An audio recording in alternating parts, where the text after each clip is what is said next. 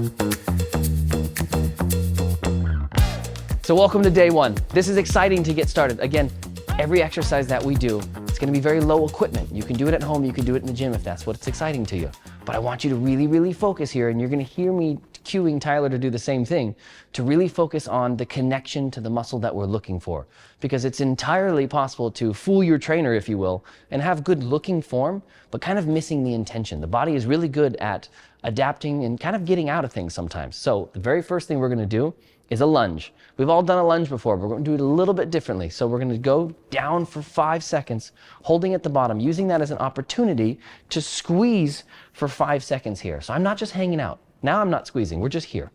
Now I'm really pushing into the ground, I'm activating my feet, I'm driving into the ground. Now I'm starting to shake a little bit. This is how we're going to do it. So we'll reset real quick, because that doesn't count as our time, and we'll do this. So yep, I'll do my right leg, and we'll go down for 5. So I'm driving into the ground. 5, 4, 3, 2, 1. Now I'm gonna do 5. So I'm just gonna come straight up. That way I can keep this squeeze. So I'm still squeezed the whole time.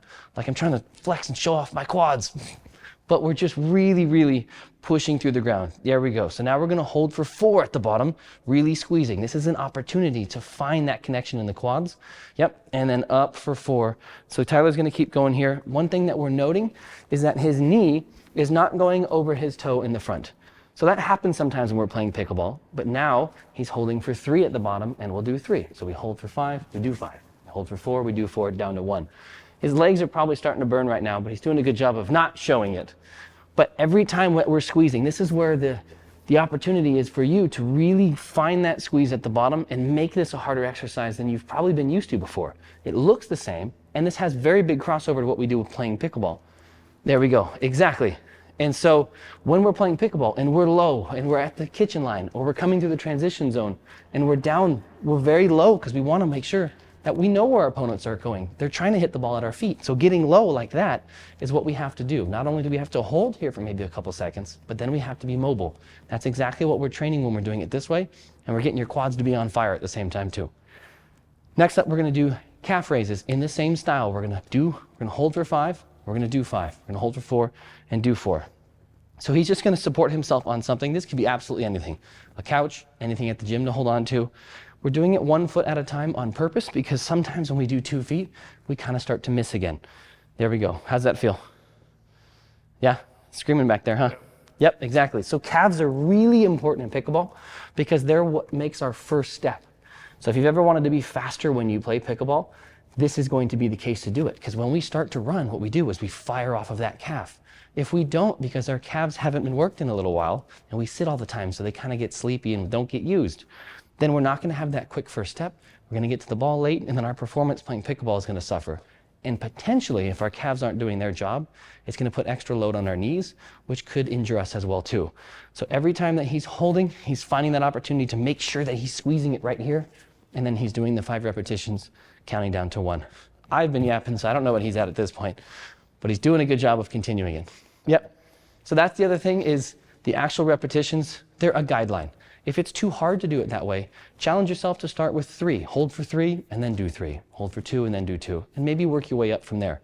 If it's a little bit too easy even doing it that way, you're welcome to hold some weight on that same side of the leg that you're doing. Obviously, after all this, you're going to do both sides as well. We did one side of lunges, we did one side of calves. You're going to do the other side afterwards as well, but to make sure that you don't just watch us the whole time, we're going to go ahead and move on through them. So the next thing that we're going to do is we're going to do shoulder external rotations. And so again, you can do these in the gym with cable equipments, but I don't want you to have to go to the gym for this. I want you to be able to do this at home with weights. Biggest thing here is you do not want a lot of weight for this. You absolutely do not. This is 5 pounds and it will be plenty, especially when we tack on this holding for 5 and doing 5. So what you're seeing Tyler do is he's resting his elbow on his body, because I don't want your elbow to move, and I don't want you to have to focus on your elbow. So he's just resting his elbow here. His elbow isn't moving, because if it is, he's using other parts of his body and he's not using that rear delt that we're looking for. So he's looking for this back part of the shoulder, which by the way is one of the most requested things in terms of, hey, I want to look better in my shirts or in a dress. I want to make sure that my arms are lean. This is very, very well requested for lean body mass as well too. But at the same time, it's incredibly important for volleys. When we're volleying, or really anything in pickleball, we're trying to use our shoulders more than anything. We're not getting wristy. That's how we be inconsistent when we play. So we're trying to use our shoulder for everything that we're doing, and that's exactly what Tyler's doing here. So you can see it even shaking a little bit too. Again, it's not heavy. I don't want it to be heavy, because if it would, he would make sure to make these little extra movements that would destroy the integrity of this. We want to make sure that only this muscle in the back of the shoulder is working. How's that feel? Good? Burning. Yeah, it's burning, good. And that's a good thing. Same thing, if you're burning, it doesn't mean to stop. It's actually your body sending help. It's actually your body sending lactate to help buffer that acidity that's adding up to your muscles. So it's entirely okay. It's not comfortable, but it's entirely okay. Perfect.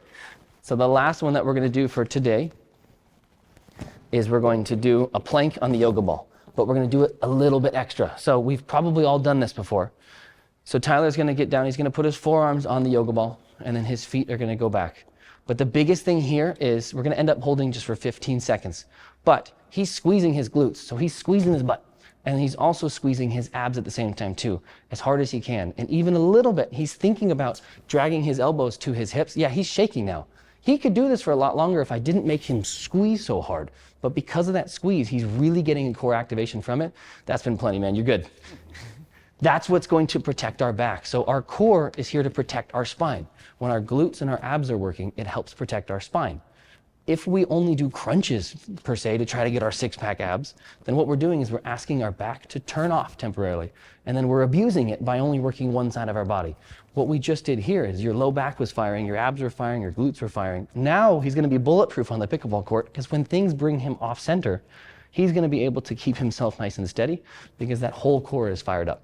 So obviously that was one round and we did one side. So challenge yourself to try to go through this on each side 3 times throughout the day. Make that your goal. If that doesn't feel like enough after you do 3, feel free to tack on some more if you're feeling really good. But I really want to make sure that this is actually very simple, because the best exercises and the best routines don't mean squat if you don't do them. This is not an exercise for your ears, it's an exercise for your body. So just challenge yourself to do 3. Each one of these throughout the week, just do 3 cycles of it on each side of the body, and then you're welcome to tack on more if you're feeling good. Because I want you to stay on plan, I want you to stay on track, because that's what's going to keep you motivated to keep coming back for more, to feel even better when you're playing pickleball, and then follow the nutrition routine as well to eat well and feel good at the same time.